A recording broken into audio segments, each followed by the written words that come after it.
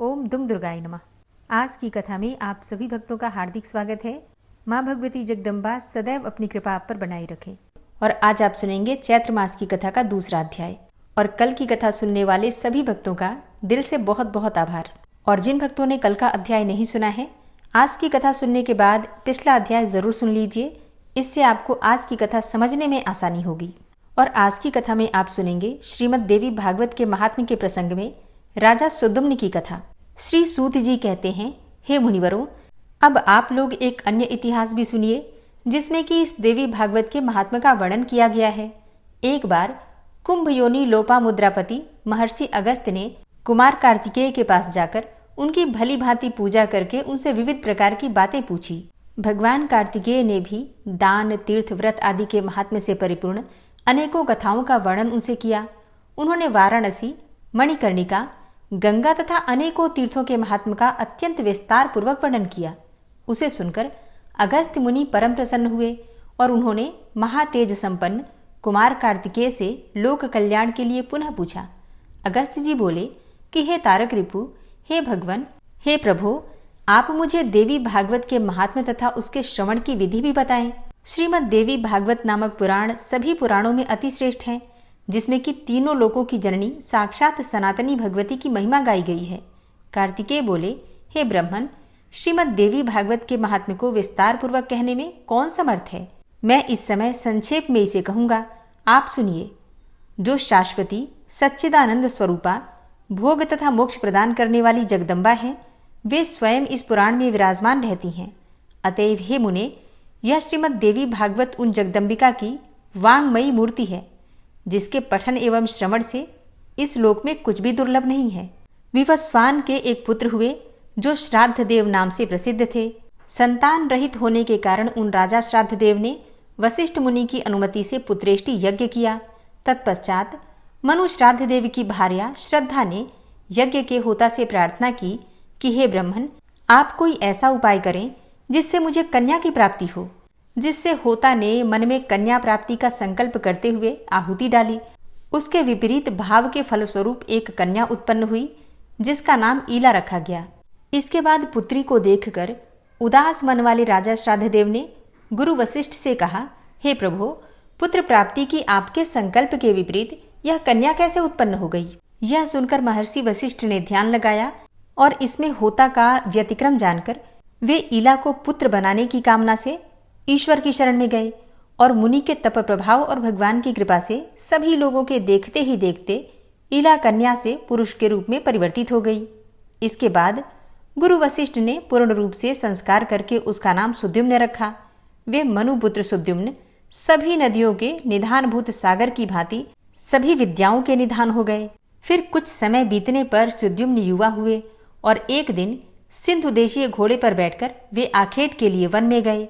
अपने सहचरों के साथ वे कुमार सुद्युम्न एक वन से दूसरे वन में जाते हुए भटकते रहे और फिर संयोग से वे हिमालय की तलहटी के उस वन में पहुंच गए, जहां किसी समय देवाधिदेव भगवान शंकर अपनी भार्या अपर्णा के साथ आनंदपूर्ण मुद्रा में रमण कर रहे थे। उसी समय भगवान शंकर के दर्शन की अभिलाषा से मुनिगण वहां आ गए और उन्हें देखकर पार्वती जी लज्जित हो गईं। तब शिव एवं पार्वती को रमण करते देखकर उत्तम व्रत धारण करने वाले वे मुनिगण वहां से लौटकर वैकुंठ धाम की ओर चल दिए। तदनंतर अपनी प्रियतमा को प्रसन्न करने के लिए भगवान ने उस अरण्य को शाप दे दिया कि आज से जो भी पुरुष यहाँ प्रवेश करेगा वह स्त्री हो जाएगा। तभी से पुरुषों ने उस वन में जाना ही त्याग दिया था और संयोगवश वहां पहुंचते ही सुद्युम्न एक लावण्यमयी स्त्री के रूप में परिवर्तित हो गए। अपने सभी अनुचरों को पुरुष से स्त्री तथा घोड़ों को घोड़ियों में रूपांतरित होता हुआ देखकर सुद्युम्न आश्चर्यचकित हो गए और अब वह रूपवती तरुणी वन वन में विचरण करने लगी। फिर एक बार वह बुद्ध के आश्रम के समीप पहुंची। स्थूल तथा उन्नत स्तनों वाली, बिंब फल के समान लाल होठों वाली, कुंद फूल के समान श्वेत दांतों वाली, सुंदर मुख तथा कमल के समान नैनों वाली उस सर्वांग सुंदरी तरुणी को देखकर कामदेव के बाणों से बिधे हुए अंगों वाले भगवान बुद्ध उस पर मोहित हो गए। वह सुंदर भौहों वाली युवती भी चंद्रपुत्र कुमार बुद्ध पर आसक्त हो गई और बुद्ध के साथ रमण करती हुई उनके आश्रम में रहने लगी। हे महर्षि अगस्त्य, कुछ समय बाद बुद्ध ने उस तरुणी से पुरुरवा नामक पुत्र को उत्पन्न किया।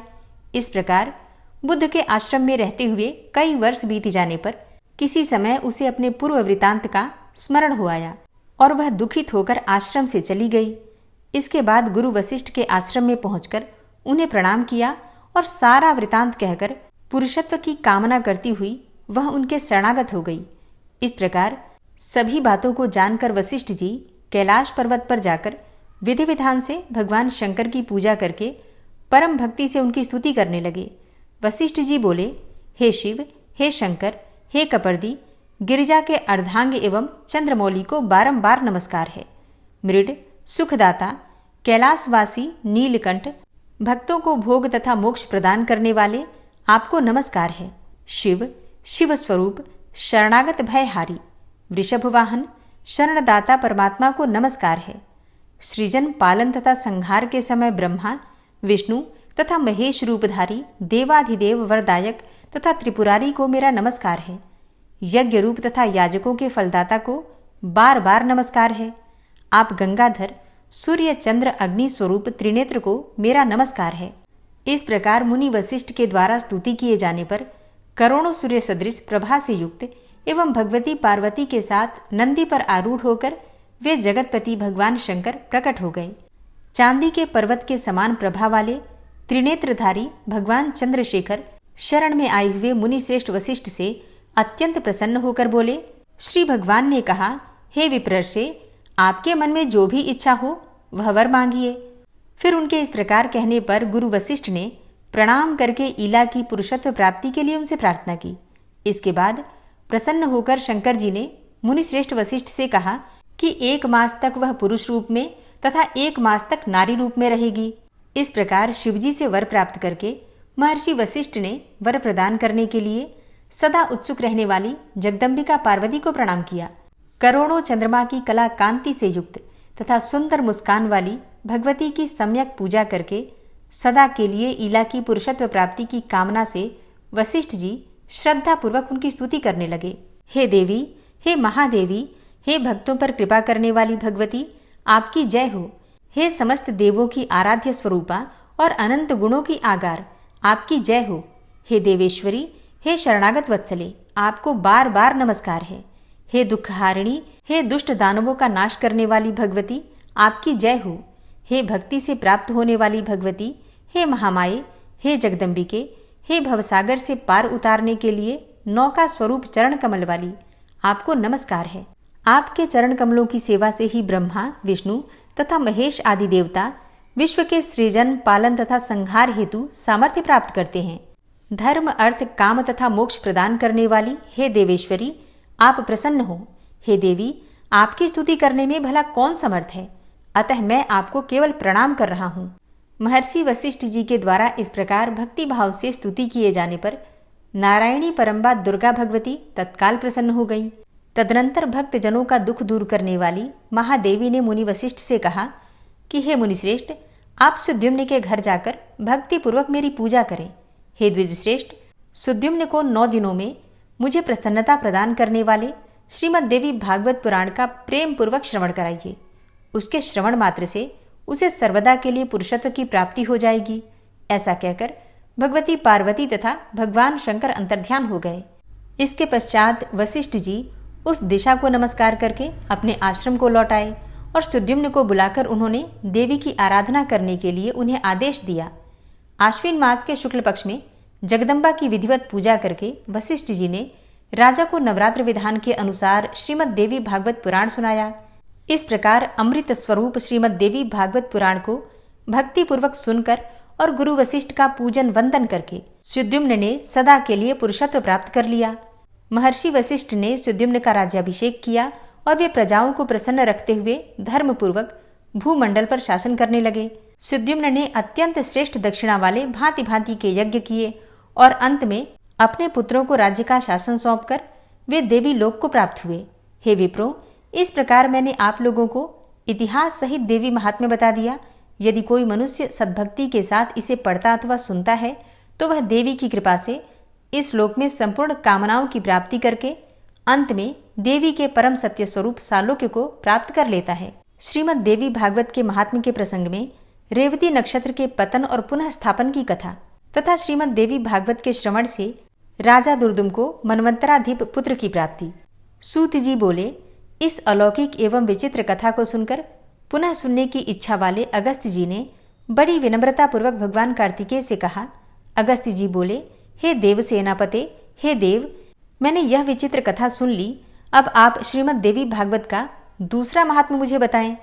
तब कार्तिकेय जी बोले, हे मित्रा वरुण से प्रकट होने वाले मुने, अब आप ये कथा सुने जिसके एक अंश में भागवत की महिमा कही गई हो, धर्म का विशद वर्णन किया गया हो और गायत्री का प्रसंग आरंभ करके उसकी महिमा दर्शाई गई हो।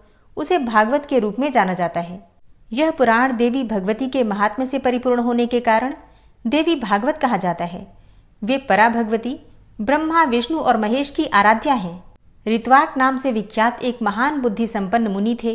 रेवती नक्षत्र के अंतिम भाग गंडांत योग में उनके यहाँ समयानुसार एक पुत्र उत्पन्न हुआ।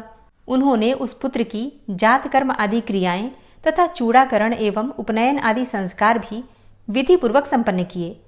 महात्मा ऋत्वाक के यहाँ जब से यह पुत्र उत्पन्न हुआ, उसी समय से वे शोक तथा रोग से ग्रस्त रहने लगे और क्रोध एवं लोभ ने उन्हें घेर लिया। उस बालक की माता भी अनेक रोगों से ग्रसित होकर नित्य शोकाकुल एवं अत्यंत दुखी रहने लगी। मुनि ऋत्वाक अत्यंत दुखी और चिंतित होकर सोचने लगे कि ऐसा क्या कारण है कि मेरे यह अत्यंत दुर्मति पुत्र उत्पन्न हुआ। तरुणावस्था को प्राप्त होने पर उसने किसी मुनि पुत्र की पत्नी का बलपूर्वक हरण कर लिया। वह दुर्बुद्धि अपने माता पिता की शिक्षाओं पर कभी भी ध्यान नहीं देता था। तदनंतर अत्यंत दुखित मन वाले ऋत्वाक ने यह कहा कि मनुष्यों के लिए पुत्रहीन रह जाना अच्छा है, किंतु कुपुत्र की प्राप्ति कभी भी ठीक नहीं है। कुपुत्र स्वर्ग में गए हुए पितरों को भी नरक में गिरा देता है और वह जब तक जीवित रहता है तब तक माता पिता को केवल कष्ट ही देता रहता है। अतएव माता पिता को कष्ट पहुंचाने वाले पापी कुपुत्र के जन्म को धिक्कार है। ऐसा पुत्र मित्रों का ना तो उपकार कर सकता है और न शत्रुओं का अपकार कर सकता है।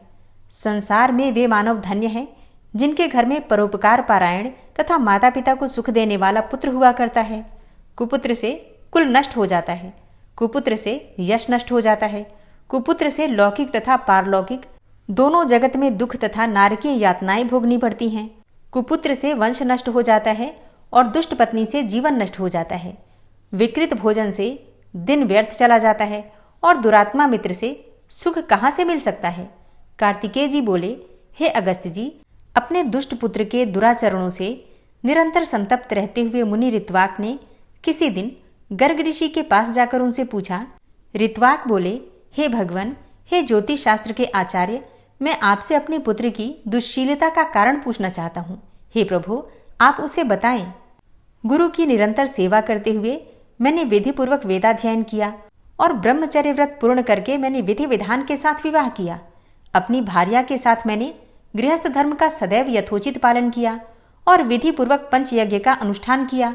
हे विप्र, नरक प्राप्ति के भय से बचने के लिए पुत्र प्राप्त करने की कामना से मैंने विधिवत गर्भाधान किया था, न कि वासनात्मक सुख प्राप्ति की इच्छा से।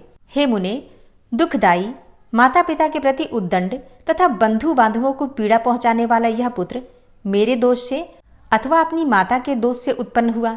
तब ज्योतिष शास्त्र के ज्ञाता गर्गाचार्य ने मुनि ऋत्वाक का यह वचन सुनकर सभी कारणों पर सम्यक रूप से विचार करके कहा। गर्गाचार्य जी बोले, हे मुने, इसमें न तो आपका दोष है, न बालक की माता का दोष है और न तो कुल का ही कोई दोष है। रेवती नक्षत्र का अंतिम भाग गंडांत योग ही इस बालक की दुर्विनीतता का कारण है। हे मुने, अशुभ वेला में आपके पुत्र का जन्म हुआ है, इसी कारण यह आपको दुख दे रहा है। इसमें लेश मात्र भी अन्य कोई कारण नहीं है। अतः हे ब्रह्मन, इस दुख के शमन के लिए आप प्रयत्न पूर्वक समस्त दुर्गतियों का विनाश करने वाली कल्याणी जगदम्बा दुर्गा की आराधना कीजिए। गर्गाचार्य जी का यह वचन सुनकर ऋत्वाक मुनि क्रोध से मूर्छित हो गए और उन्होंने रेवती को शाप दे दिया कि वह आकाश से नीचे गिर जाए। अब ऋत्वाक के शाप देते ही चमकता हुआ रेवती नक्षत्र सभी लोगों के देखते ही देखते आकाश से कुमुद पर्वत पर जा गिरा। वही कुमुद पर्वत रेवती के गिरने के कारण रेवतक नाम से प्रसिद्ध हुआ और उसी समय से वह अत्यंत रमणीक हो गया। रेवती को शाप देकर मुनि ऋत्वाक ने महर्षि द्वारा बताए गए विधान के अनुसार देवी भगवती की सम्यक आराधना करके सुख और सौभाग्य प्राप्त किया। कार्तिकेय जी बोले, हे अगस्त्य जी, उस रेवती नक्षत्र के महान तेज से एक कन्या उत्पन्न हुई जो अनुपम रूपवती होने के कारण लोक में दूसरी लक्ष्मी की भांति प्रतीत हो रही थी। रेवती नक्षत्र की कांति से प्रादुर्भूत उस कन्या को देखकर मुनि प्रमुच ने प्रसन्न होकर उसका नाम रेवती यह नाम रख दिया। तदनंतर ब्रह्मर्षि प्रमुच उसे कुमुदाचल पर्वत पर स्थित अपने आश्रम में ले गए और पुत्री की भांति उसका धर्मपूर्वक पालन पोषण करने लगे। समय पाकर यौवन को प्राप्त उस रूपवती कन्या को देखकर मुनि ने विचार किया कि इस कन्या के योग्य वर कौन होगा। और फिर बहुत अन्वेषण के बाद भी जब मुनि को उसके अनुसार कोई वर नहीं मिला, उसके योग्य कोई वर नहीं मिला, तब वे अग्निशाला में प्रवेश करके अग्निदेव की स्तुति करने लगे। प्रमुच ऋषि के स्तुति गान से प्रसन्न होकर अग्निदेव ने कन्या के योग्य वर का संकेत करते हुए कहा कि हे मुने, इस कन्या के पति धर्मपरायण, बलशाली, वीर, प्रिय भाषण करने वाले और अपराजेय राजा दुर्दुम होंगे। तब अग्निदेव के इस वचन को सुनकर मुनि अत्यंत प्रसन्न हुए। संयोग से उसी समय आखेट के बहाने दुर्दुम नामक प्रतिभाशाली राजा मुनि प्रमुच के आश्रम में आ गए। बलवान तथा अप्रतिम ओज से संपन्न वे प्रियव्रत के वंशज राजा दुर्दुम विक्रमशील के पुत्र थे और कालिंदी के गर्भ से उत्पन्न हुए थे। मुनि के आश्रम में प्रवेश कर और उन्हें वहां ना देखकर राजा दुर्दुम ने रेवती को प्रिय इस शब्द से संबोधित करके पूछा। राजा बोले, हे प्रिय, महर्षि भगवान प्रमुच इस आश्रम से कहाँ गए हुए हैं? हे कल्याणी, मुझे सच सच बताओ, मैं उनके चरणों का दर्शन करना चाहता हूँ। कन्या बोली, हे महाराज, महामुनि अग्निशाला में गए हुए हैं। फिर राजा भी यह वचन सुनकर शीघ्रतापूर्वक आश्रम से बाहर निकल आए। इसके बाद प्रमुच मुनि ने राजलक्षण संपन्न एवं विनयावंत राजा दुर्दुम को अग्निशाला के द्वार पर स्थित देखा। मुनि को देखकर राजा ने प्रणाम किया और तदनंतर मुनि प्रमुच ने शिष्य से कहा कि हे गौतम, यह राजा अर्घ्य पाने के योग्य हैं, अतः शीघ्र ही इनके लिए अर्घ्य ले आओ। बहुत दिनों बाद ये पधारे हुए हैं और विशेष रूप से ये हमारे जामाता हैं। ऐसा कहकर मुनि ने राजा को अर्घ्य प्रदान किया और राजा ने भी विचार करते हुए उसे ग्रहण किया। तत्पश्चात राजा के अर्घ्य ग्रहण करके आसन पर बैठ जाने के उपरांत मुनि प्रमुच ने उन्हें आशीर्वचनों से अभिनंदित करके उनका कुशल क्षेम पूछा कि हे राजन, आप स्वस्थ तो हैं? आपकी सेना, कोष, बंधु बांधव, सेवकगण, सचिव, नगर, देश आदि की सर्वविध कुशलता तो है? हे नरेश, आपकी भार्या तो यही विद्यमान है और वह सकुशल है, अतएव मैं उसकी कुशलता नहीं पूछूंगा। आप अपनी अन्य स्त्रियों का कुशल क्षेम बताइए। राजा बोले, हे भगवान, आपके कृपा प्रभाव से मेरा सर्वविध कुशलता है। हे ब्राह्मण, अब मेरी यह जिज्ञासा है कि मेरी कौन सी भार्या यहाँ है? तब ऋषि बोले, हे पृथ्वीपते, संसार में अप्रतिम लावण्य से संपन्न रेवती नामक आपकी पत्नी यहाँ ही रहती है, क्या आप उसे नहीं जानते? राजा बोले, हे प्रभु, सुभद्रा आदि मेरी पत्नियां तो घर पर ही हैं। हे भगवान, मैं तो केवल उन्हें ही जानता हूँ, मैं रेवती को तो नहीं जानता। तब ऋषि बोले, हे महामते, हे राजन, इसी समय प्रिय के संबोधन से आपने जिससे पूछा था, अपनी उस योग्यतम प्रिया को आपने क्षण भर में ही भुला दिया। राजा बोले, हे मुने, आपने जो कहा वह असत्य नहीं है, किंतु मैंने तो सामान्य रूप से ऐसा कह दिया था, कोई दूषित भाव मेरा इसमें नहीं था, अतः आप मेरे ऊपर क्रोध न करें। ऋषि बोले, हे राजन, आपका भाव दूषित नहीं था, अपितु आपने सत्य ही कहा था। अग्निदेव के द्वारा प्रेरित किए जाने पर ही आपने ऐसा कहा था। इसका पति कौन होगा, ऐसा मेरे द्वारा आज अग्निदेव से पूछे जाने पर उन्होंने कहा था कि इसके पति निश्चित रूप से राजा दुर्दुम ही होंगे। हे महीपते, अतः मेरे द्वारा प्रदत्त इस कन्या को आप स्वीकार कीजिए। आप इसे प्रिय कहकर संबोधित भी कर चुके हैं, अतएव अब शंका रहित होकर किसी अन्य विचार में न पड़े। मुनि का यह वचन सुनकर राजा दुर्दुम चिंतन करते हुए चुप हो गए और मुनि उनके वैवाहिक अनुष्ठान की तैयारी में जुट गए। इसके बाद विवाह कार्य के लिए मुनि को तत्पर देखकर रेवती ने कहा, हे तात, आप मेरा विवाह रेवती नक्षत्र में ही संपन्न कराएं। ऋषि बोले, हे वत्से, विवाह के योग्य अन्य बहुत से नक्षत्र हैं, रेवती नक्षत्र में विवाह कैसे होगा, क्योंकि रेवती तो आकाश में स्थित ही नहीं है। तब कन्या बोली कि रेवती नक्षत्र के अतिरिक्त अन्य कोई भी नक्षत्र मेरे विवाह के लिए उचित नहीं है, अतः मैं प्रार्थना करती हूँ कि आप मेरा विवाह रेवती नक्षत्र में ही करें। ऋषि बोले कि पूर्व काल में मुनि ऋत्वाक ने रेवती नक्षत्र को पृथ्वी पर गिरा दिया था। इस प्रकार अन्य नक्षत्र में यदि तुम्हारी श्रद्धा नहीं है तब तुम्हारा विवाह कैसे होगा? कन्या बोली, हे तात, क्या केवल एक ऋत्वाक ने ही तपश्चर्या की है? क्या आपने मन वचन कर्म से ऐसी तपस साधना नहीं की है? हे पिताजी, मैं आपके तपोबल को जानती हूँ। आप तो जगत की सृष्टि करने में समर्थ हैं। अतः आप अपने तप के प्रभाव से रेवती को पुनः आकाश में स्थापित करके उसी नक्षत्र में मेरा विवाह कीजिए। ऋषि बोले कि तुम्हारा कल्याण हो। तुम जैसा मुझसे कह रही हो वैसा ही होगा। तुम्हारे हितार्थ मैं आज ही रेवती नक्षत्र को सोम मार्ग अर्थात नक्षत्र मंडल में स्थापित करूंगा। कार्तिकेय जी बोले, हे अगस्त जी, ऐसा कहकर मुनि ने अपने तपोबल से शीघ्र ही पूर्व की भांति रेवती नक्षत्र को फिर से नक्षत्र मंडल में स्थापित कर दिया। तदनंतर मुनि प्रमुच ने रेवती नक्षत्र में वैवाहिक विधि के अनुसार महात्मा राजा दुर्दुम को वह रेवती कन्या सौंप दी। इस प्रकार कन्या का विवाह कर देने के उपरांत मुनि ने राजा से कहा, हे वीर, तुम्हारी क्या अभिलाषा है? मुझे बताओ, मैं उसे पूरी करूंगा। राजा बोले, हे मुने, मैं स्वयंभू मनु के वंश में उत्पन्न हुआ हूँ, अतः मैं यही कामना करता हूँ कि आपकी कृपा से मुझे मनवंतराधिपति पुत्र की प्राप्ति हो। तब मुनि बोले, यदि आपकी यह अभिलाषा है तो आप देवी भगवती की आराधना कीजिए। ऐसा करने पर आपका पुत्र मनु अवश्य ही मनवंतराधिपति होगा। श्रीमद् देवी भागवत जो पंचम पुराण के रूप में विख्यात है, उसका 5 बार श्रवण करने के उपरांत आपको मनोवांछित पुत्र प्राप्त होगा। रेवती के गर्भ से उत्पन्न रैवत नाम वाला 5वां मनु वेदवेत्ता, शास्त्रों के तत्वों को जानने वाला, धर्मपारायण तथा अपराजेय होगा। मुनि प्रमुच के इस प्रकार कहने पर प्रसन्न होकर प्रतिभा संपन्न राजा दुर्दुम ने मुनि को प्रणाम किया और वे भार्या रेवती के साथ अपने नगर चले गए। महामती राजा दुर्दुम ने अपने पिता पितामह से प्राप्त राज्य पर शासन किया और उस धर्मात्मा ने औरस पुत्रों की भांति अपनी प्रजाओं का पालन किया। एक बार उनके यहाँ महात्मा लोमस ऋषि पधारे। राजा दुर्दुम ने उन्हें प्रणाम किया और उनका विधिवत पूजन करके दोनों हाथ जोड़कर कहा।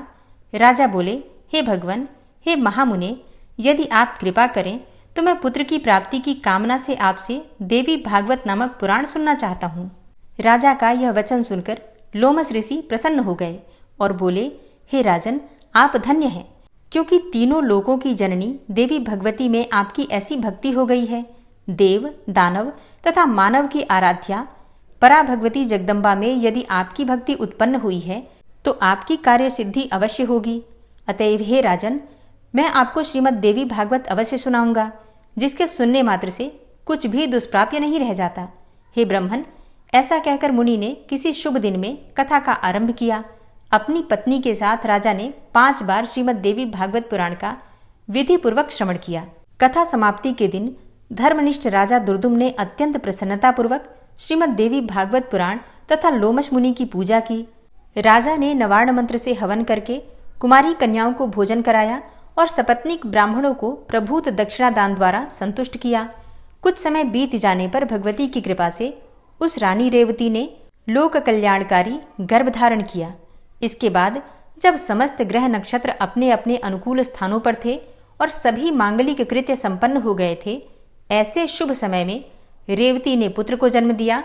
पुत्र के जन्म का समाचार सुनकर राजा दुर्दम अत्यंत प्रसन्न हुए और उन्होंने स्नान करके स्वर्ण कलश के जल से पुत्र का जात कर्म आदि संस्कार संपन्न किया।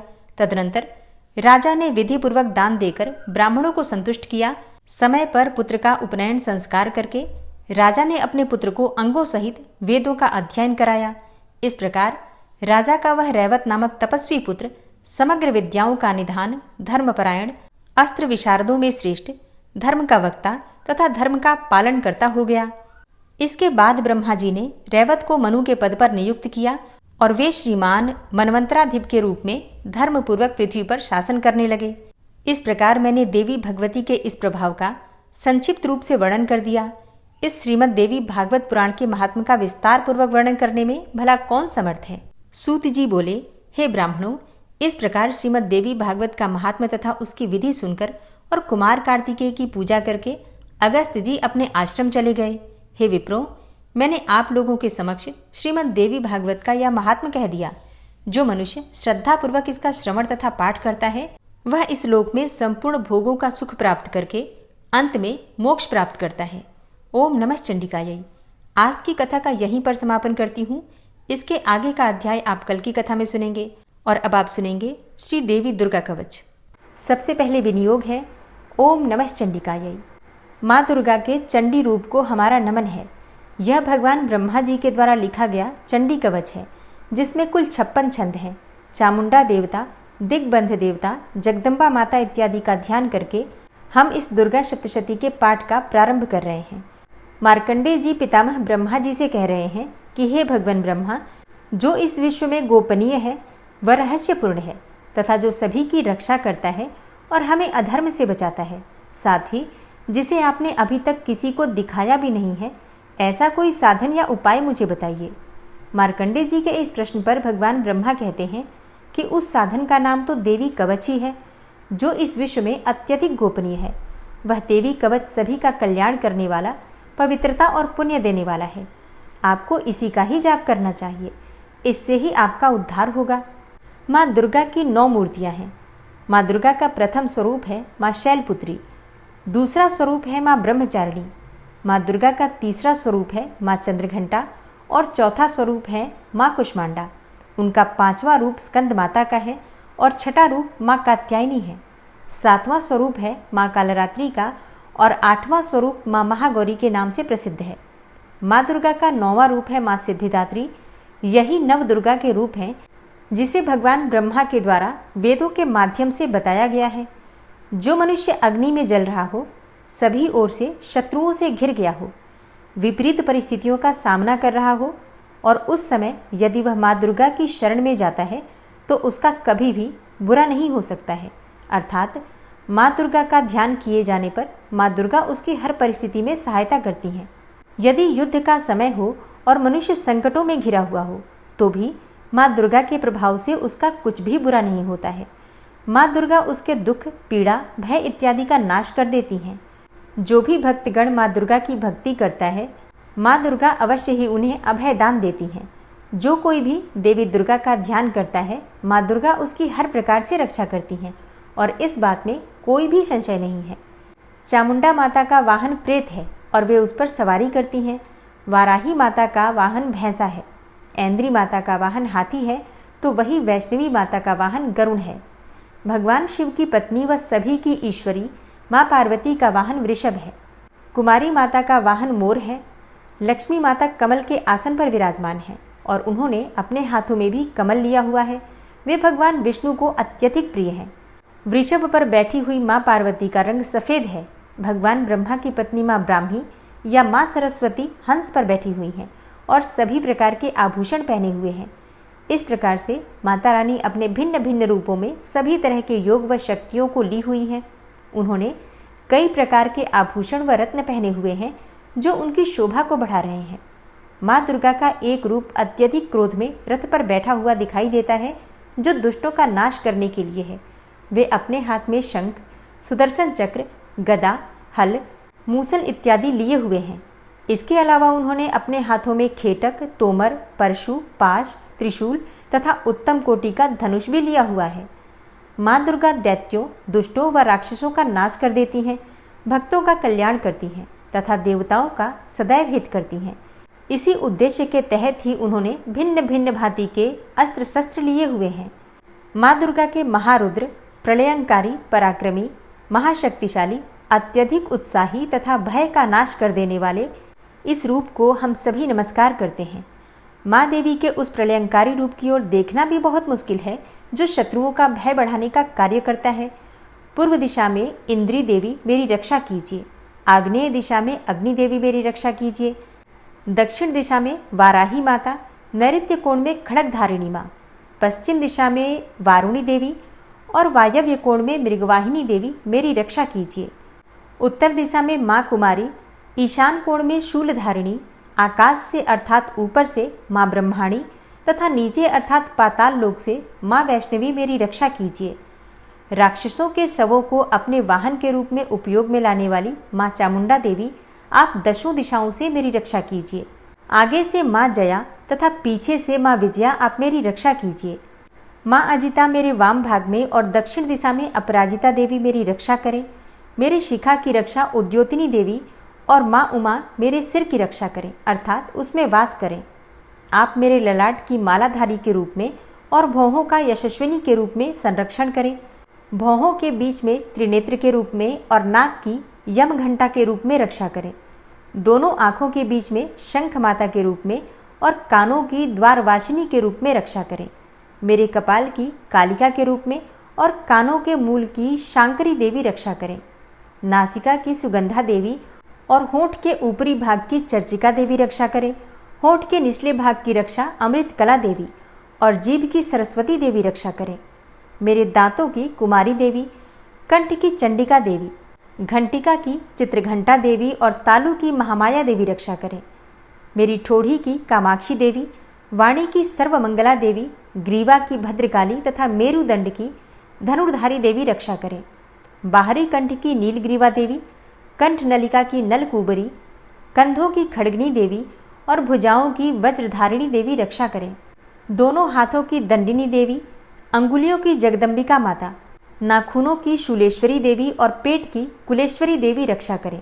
स्तनों की महादेवी, मन की शोक विनाशिनी देवी, हृदय की ललिता देवी और उदर की शूलधारिणी देवी रक्षा करें। नाभि की कामिनी देवी, गुहा की गुहेश्वरी देवी, लिंग की पूतना व कामिका देवी तथा गुदा की महिषवासिनी देवी रक्षा करें।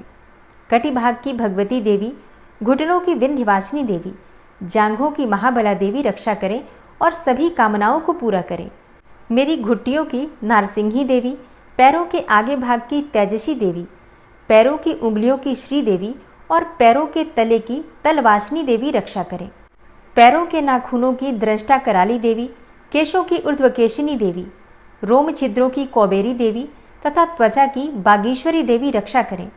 माँ पार्वती देवी मेरे रक्त, मांस, हड्डियों इत्यादि की रक्षा करें। आंतों की कालरात्रि देवी और पित्त की मुकुटेश्वरी देवी रक्षा करें। पद्म कोशों की माँ पद्मावती देवी, कफ की चूड़ामणि देवी, नाखूनों की धार की ज्वालामुखी देवी और शरीर की संधियों की अभेद्या देवी रक्षा करें। मेरे वीर्य की रक्षा माँ ब्रह्माणी देवी, छाया की छत्रेश्वरी देवी तथा धर्मधारिणी देवी मेरे अहंकार व मन और बुद्धि की रक्षा करें। हे माँ दुर्गा, आप मेरे प्राणों, व्यान, उदान की समान रूप से रक्षा करें। वज्रहस्ता देवी मेरे प्राणों की रक्षा करें और मेरा कल्याण करें। आप मेरी सभी इंद्रियों, रस, रूप, गंध, शब्द व स्पर्श में बसती हैं।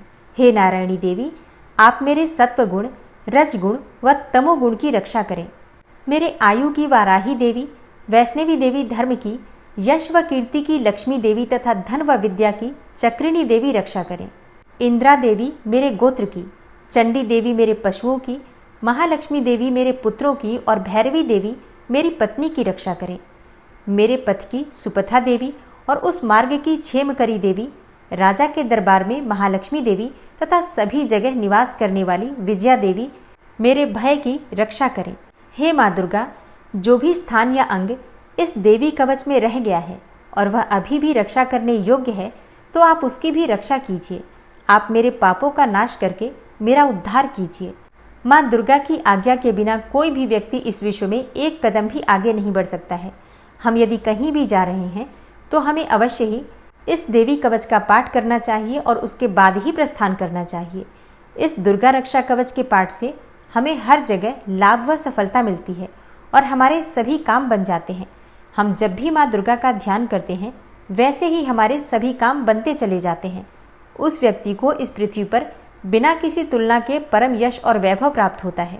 जो भी भक्तगण इस देवी रक्षा कवच का पाठ करता है, उसका भय समाप्त हो जाता है, युद्ध में उसकी विजय होती है तथा वह तीनों लोकों में पूजनीय हो जाता है। देवी माता का यह रक्षा कवच देवताओं तक के लिए बहुत दुर्लभ है। जो व्यक्ति इस देवी कवच का तीनों समय श्रद्धा भाव के साथ पाठ करता है, उसे देवी माता की कृपा से तीनों लोकों में विजय मिलती है। वह अकाल मृत्यु के भय से दूर होता है तथा 100 वर्षों से भी अधिक समय तक जीवित रहता है। इस दुर्गा कवच के पाठ से व्यक्ति के शरीर में होने वाले हर तरह के रोग समाप्त हो जाते हैं। उसके शरीर में बनने वाला विष भी समाप्त हो जाता है तथा कोई रोग उसका कुछ भी बिगाड़ नहीं सकता है। जो भी मनुष्य इस दुर्गा रक्षा कवच को अपने हृदय में धारण कर लेता है, उस पर इस पृथ्वी पर होने वाले सभी तरह के अभिचारण मंत्र तंत्र का प्रभाव समाप्त हो जाता है। सभी तरह की डाकिनी, शाकिनी, अंतरिक्ष में रहने वाले अति शक्तिशाली व भयंकर डाकिन, भूत, पिशाच, यक्ष, गंधर्व, राक्षस, ब्रह्म राक्षस, वेताल, कुष्मांडा, भैरव इत्यादि सभी तरह की नकारात्मक शक्तियों के प्रभाव इस दुर्गा कवच के माध्यम से समाप्त हो जाते हैं। इस रक्षा कवच का पाठ करने वाला व्यक्ति राजा से सम्मान प्राप्त करता है और उसकी सुख संपत्ति में वृद्धि होती है। जो भी व्यक्ति इस देवी कवच का पाठ करता है उसका हर जगह यश बढ़ता ही जाता है और जो भी इस कवच का 7 बार जाप करता है उसका वंश इस पृथ्वी के अंत तक रहता है। इसके पश्चात जब उसकी मृत्यु हो जाती है तब वह माँ दुर्गा के आशीर्वाद से परम स्थान को प्राप्त करता है, जो देवताओं को भी अत्यंत दुर्लभ है। उसे महामाया का प्रसाद मिलता है और उसकी मुक्ति हो जाती है। वह माँ दुर्गा के आशीर्वाद से सुंदर रूप को धारण करता है और भगवान शिव के समान आनंद प्राप्त करता है। श्री देवी दुर्गा कवच संपूर्ण हुआ। अगर आपको आज की ये वीडियो अच्छी लगी हो तो वीडियो को लाइक ज़रूर कीजिए और ज़्यादा से ज़्यादा इस वीडियो को अपने फैमिली फ्रेंड्स के साथ शेयर कीजिए। चैनल पर पहली बार आए हैं, अगर अभी तक आपने चैनल को सब्सक्राइब नहीं किया है तो आज की वीडियो अगर आपको अच्छी लगे तो चैनल को सब्सक्राइब करके बेल आइकन को ज़रूर प्रेस कर लीजिए। इससे ये होगा कि इस चैनल पर जो भी नई वीडियो अपलोड होंगी उनकी नोटिफिकेशन आपको सही समय पर प्राप्त होगी। मिलती हूँ मैं आपसे अगली वीडियो में, तब तक के लिए जय माता दी।